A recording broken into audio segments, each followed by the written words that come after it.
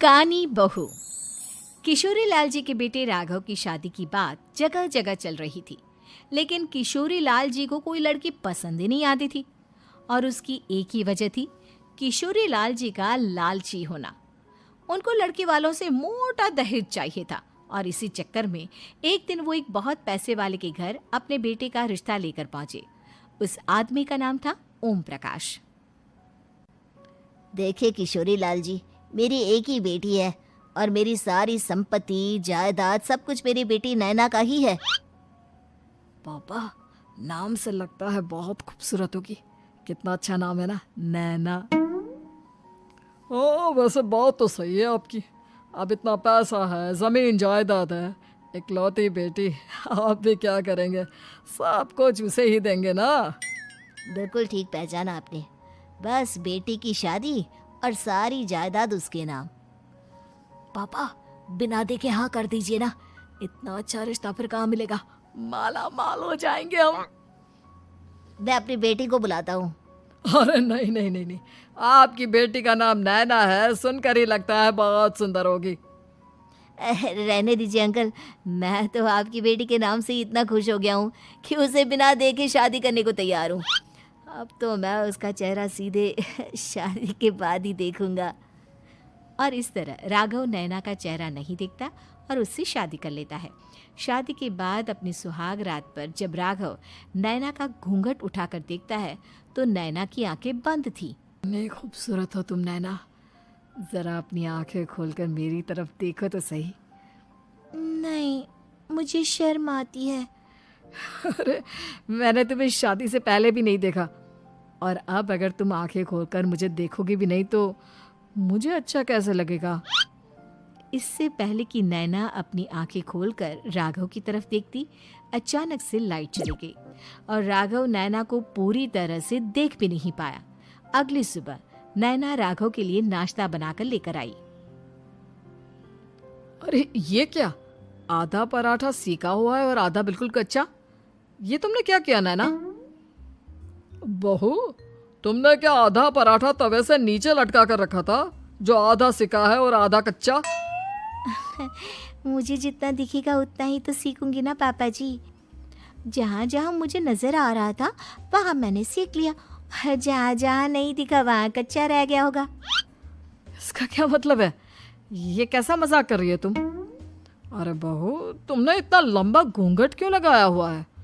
देखो, हमारे घर में बहुओं को बेटी की तरह रखा जाता है, और फिर तुम तो इतना सारा माल लेकर आई हो। देखो, ये घूंघट डालकर रखने की कोई ज़रूरत नहीं है। हाँ नैना, पापा जी ठीक कह रहे हैं, तुम तो आराम से रहो, अपना ही घर समझो। नैना अचानक से अपना घूंघट उठा लेती है। अरे ये क्या पापा, नैना की तो एक आंख फूटी हुई है। नाम से नैना, लेकिन ये तो कानी बहू निकली। मेरे साथ धोखा हुआ है, धोखा। बिना दिखाए अपनी कहानी लड़की मेरे संग ब्याह दी। मुझे कहानी भी नहीं चाहिए। मुझे अभी ओम प्रकाश जी से बात करनी पड़ेगी।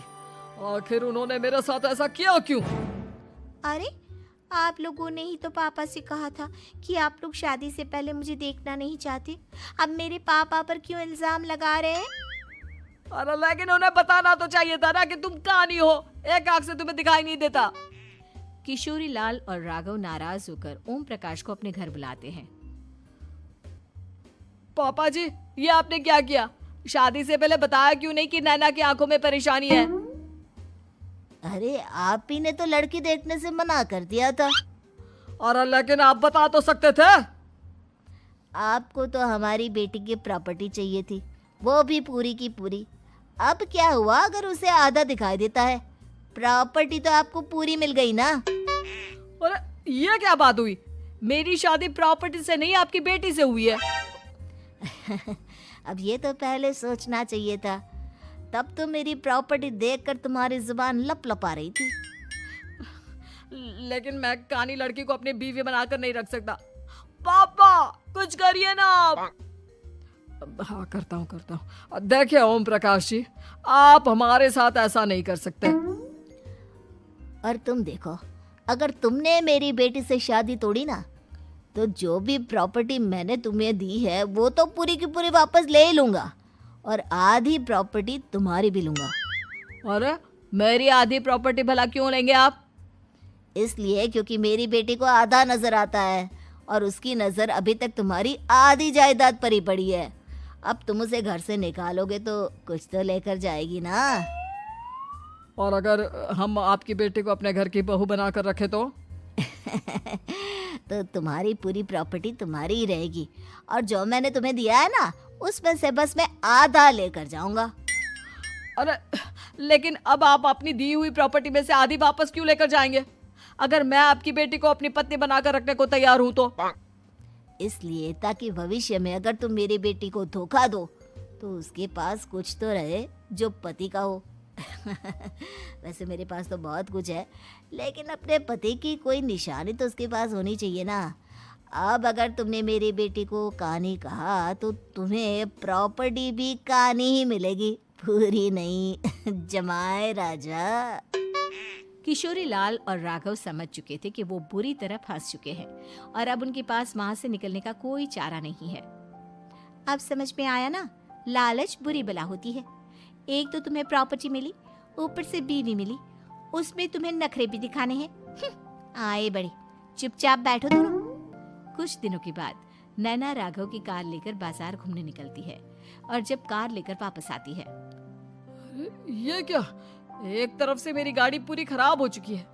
लगता है तुमने मेरी गाड़ी को किसी दूसरी गाड़ी के साथ एक्सीडेंट किया है। अरे अरे कितना बड़ा नुकसान कर दिया तुमने बहू। वो क्या है ना पापा जी, मुझे एक आंख से दिखाई नहीं दे रहा था, सामने से गाड़ी आ रही थी। मुझे तो सिर्फ आधा ही दिखाई दिया और वो गाड़ी मेरी कार से रगड़ते हुए निकल गई। अब मैं क्या करूं बताओ? आप इसे ठीक कराने के पैसे कौन देगा? तुम्हारे पापा। तुमने मुझसे इस तरह से बात की? अभी रुको। नैना राघव की शिकायत ओम प्रकाश को कर देती है।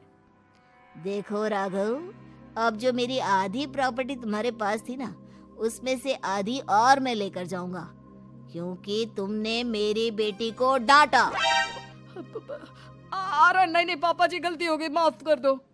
गलती की तो कोई गुंजाइश ही नहीं। अगली बार मेरी बेटी को डांटा तो बची हुई आधी में से आधी और ले जाऊंगा। लालच के चक्कर में हम दोनों ने बहुत बड़ी गलती कर दी बेटा। एक तो तुम्हें कानी बहू मिली और ऊपर से जो माल मिला वो भी काना। इस तरह राघव की हर एक गलती पर ओम प्रकाश उसकी प्रॉपर्टी का आधा आधा हिस्सा लेकर अपना सारा माल वापस ले गया और राघव को कानी बीवी से काम चलाना पड़ा। भाई लालच वाकई में बुरी बला है।